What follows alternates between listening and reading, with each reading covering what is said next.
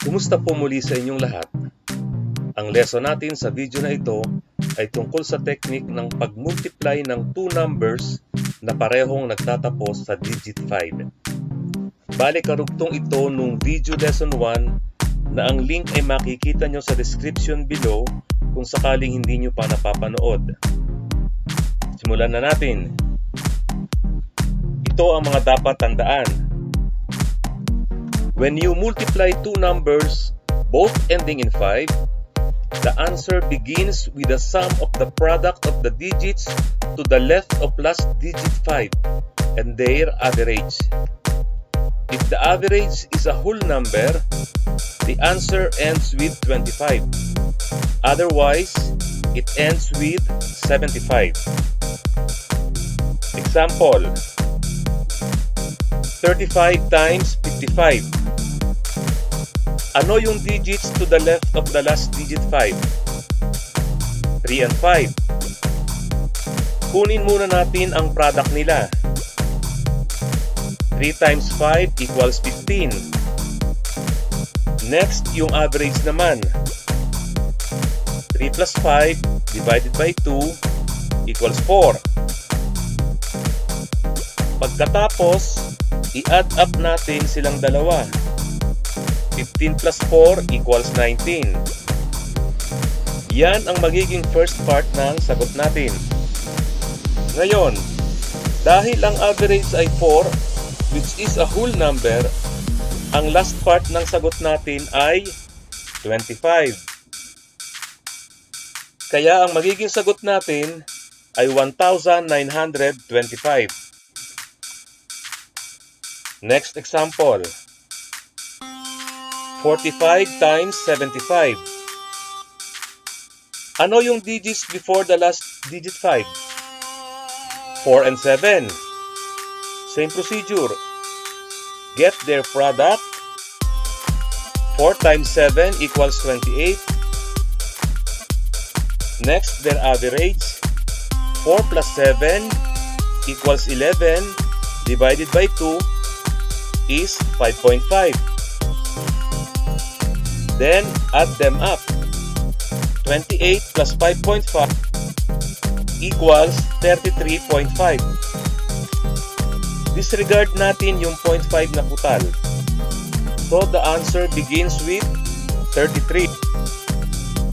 Pero dahil ang average ay hindi whole number, ang idudugtong natin ay 75. Kaya, ang magiging sagot natin ay 3,375.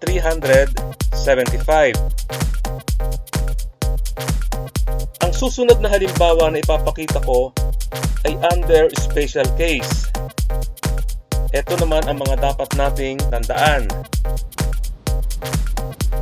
When the digits to the left of the last digit 5 are consecutive numbers, the answer begins by adding 1 to the bigger number and multiply the sum by the smaller number. The answer always ends with 75. Example: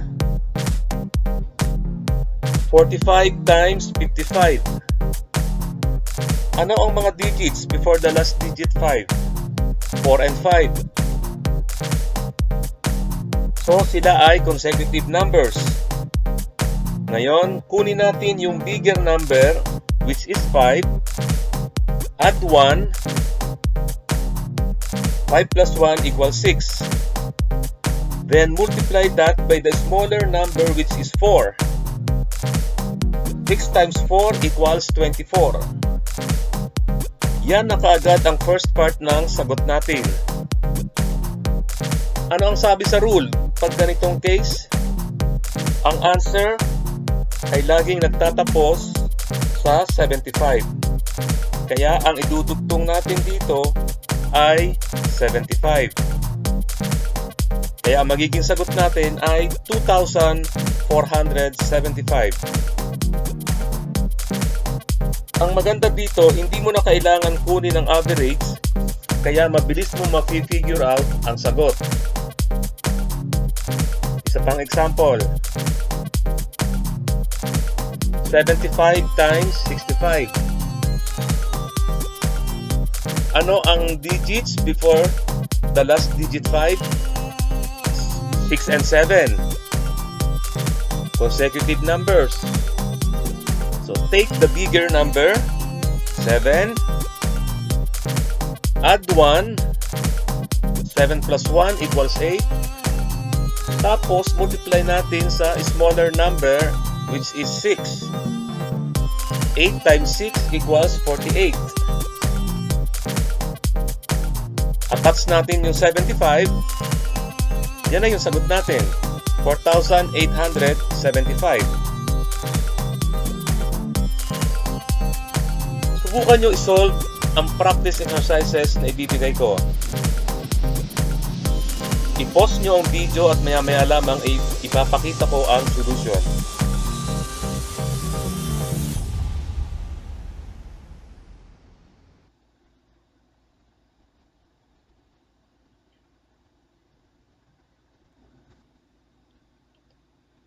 Hanggang dito na lamang muna at maraming salamat muli sa inyong panunood. Keep safe and God bless.